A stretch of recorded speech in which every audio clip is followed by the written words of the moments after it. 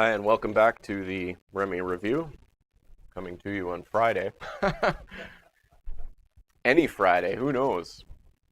I may have recorded this at an earlier date to spare the trouble. Don't hit the mic. So the Remi Review. This is the Remi Review. I'm still kind of in Jim Smetchlin mode because we just finished the last one, starting this one. The Remi Review. No, this is the Remi Review. And this week on the show, we're going to talk about nepotism. World. We don't really have a capitalist system anymore. You need sound money to have a capitalist system, and we have a system where certain people are allowed to just issue new money whenever they want, and they issue tons and tons of it and charge us interest for it. So What? we're not living in a capitalist system. And then complaining about democracy, well, we're held hostage by this party system. What do? We vote every 4 years between 3 or 4 losers that really aren't all that different. You're not going to get away with that. Actual democratic input, and look at the word democracy. Demos, the people, and cracy, that's the type of government. If the demos are running the government, then you have a democracy. But clearly in this country, the demos aren't running the government. Demos can run out into the streets and complain that they don't like things and they get arrested. There's no way that the demos are in charge in this country. We're being told that it's capitalism and democracy, so what is it actually? It's nepotism.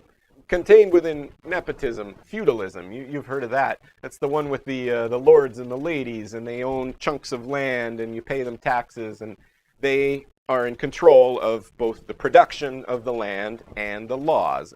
Or you might call it monarchy. There's a king and there's his family, and they run the country completely. The same thing, the king is in charge of production and the laws. If you want to be harsh about it, you could call it fascism. You could call it dictatorship or totalitarian.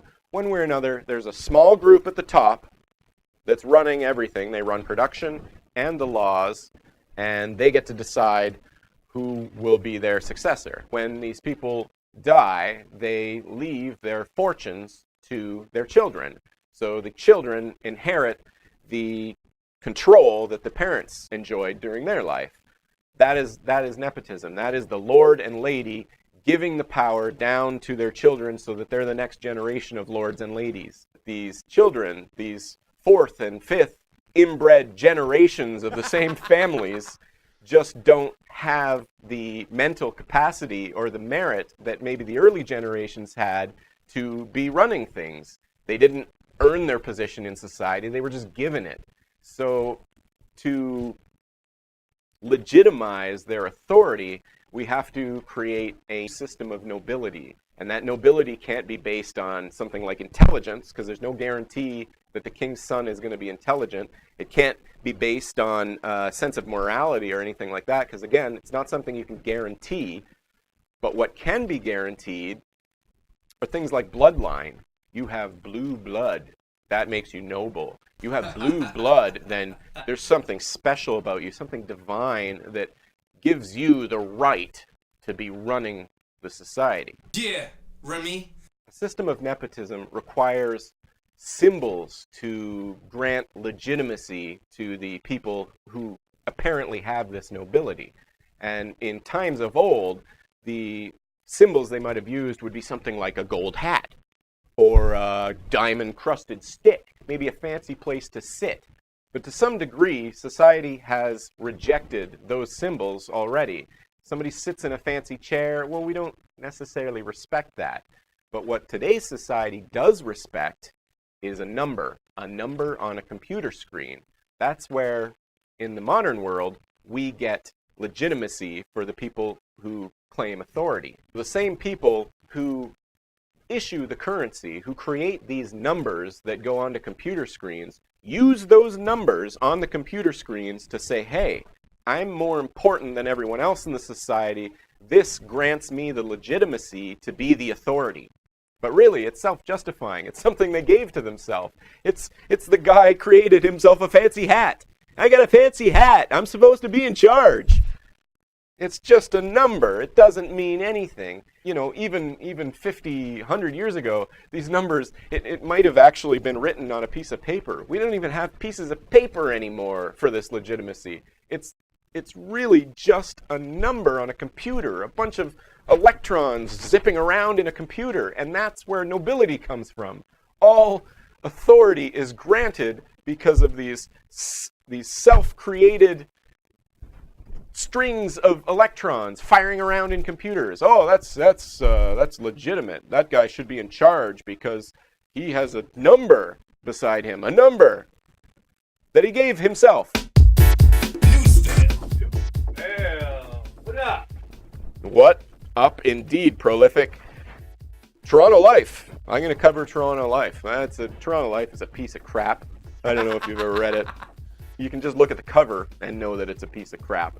It's designed not at my demographic. I'm too poor to be reading Toronto Life. It's geared for the upper class to make them feel that, oh, you know, they're not responsible for what's happening just because they've invested in companies that are causing terrible things around the world. They're in this with the thick of it. They're with everyone else, but they're just not, you know, whiners. So they're not out in the streets complaining like other people because, you know, they've made self-made people. They can go out and, oh, get a job. I'll do this myself. I don't know if any of that made sense, but Yeah. But I think it was there. Anyway, they did this article. This was back in February. It was called Almost Rich. And there's already some great criticism, outrage out there about this article from Toronto Life. They've neglected to mention in the Toronto Life article the assets of these people. What about the assets? What about capital gains? Are we supposed to believe that these people aren't invested like every other rich person, that they're invested in things that are causing suffering, human rights abuses, and all kinds of other terrible things to happen because of where they've put their money, and they're profiting from it? Of course they're profiting. But no, in this article, we just see their salaries.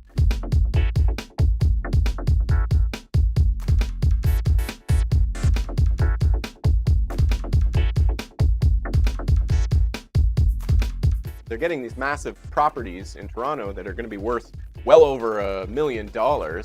And $1 million is a lot of economic power. And this is power that these families are going to pass down to their kids. So they're going to get this $1 million house. They're going to get the contacts. They're going to get to know the parents' friends. They'll get into the right schools so that they can learn this complex, contrived financial system and how to exploit it, cause suffering, and steal from everyone else. They're going to learn this before other people learn it because their parents are in a position to pass that nobility down. It's still just nepotism. They're your local magistrate. They're the baron's third cousin. They're the guy that's sitting around on his estate, gorging on luxuries and pretending that everyone is in the same situation as him, but it isn't. People are out slaving in the fields. People are starving in the streets. This is happening right now all over the world. Tens of thousands of people die on a daily basis from starvation, and it's caused by the financial system that is backed up by these local magistrates and barons and such that are turning the wheels of the corporations and keeping this giant banking lie alive and screwing everyone else over. So this isn't mentioned in the Toronto Life article. I was surprised they didn't mention any of this. Weird. Consume. All right, consume. We're going to do the last section. This is the consume section of the show. And I'm just going to talk a bit about Ma Bell. Appropriate name, Bell, back in the day when we thought it was a monopoly and everyone said, oh, monopolies were bad, and we were angry about monopolies. We wanted to break up monopolies.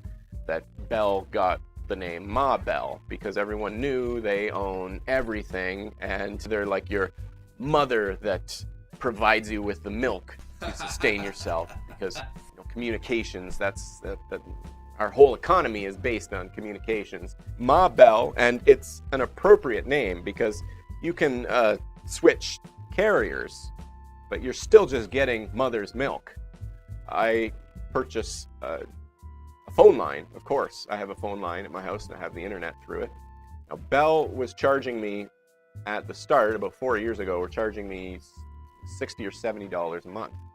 And every couple months, without telling me, they'd bump up my bill a bit. They'd bump it up $2 or $3, $2 or $3, $2 or $3.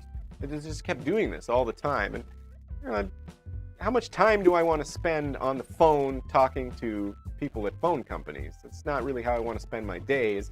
And you know, if you're going to go switch phone companies, that you'd better set aside a couple hours because you're going to be on hold, you're going to be waiting around. And my Bell bill got up to $130 a month. What? Which is nuts. I looked at another company. I went to Yak. Now, Yak wanted to charge $45 for the exact same services I was getting from Bell.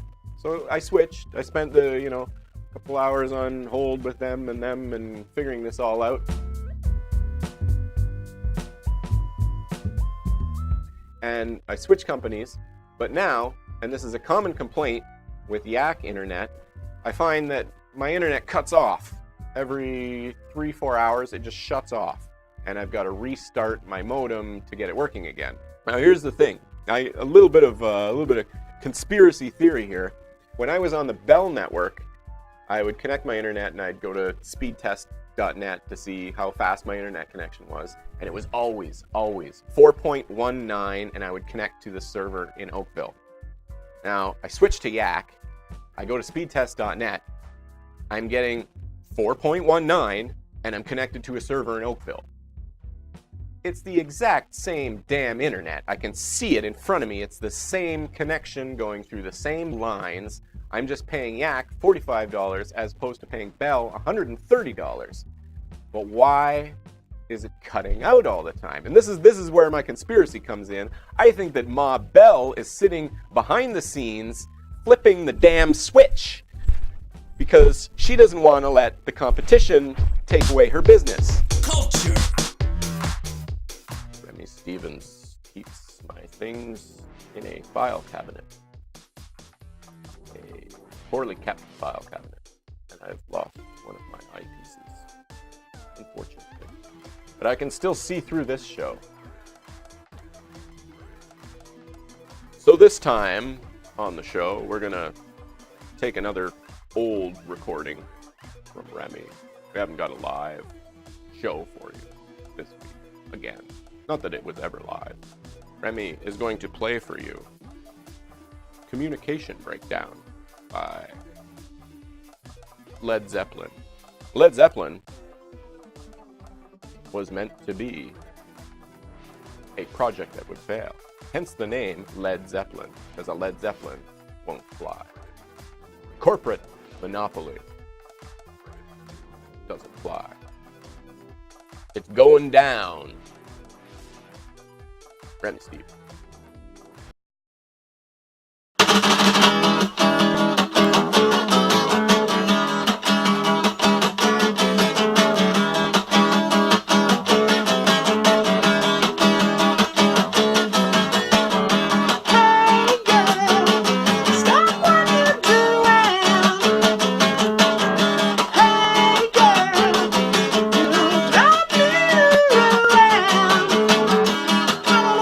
Is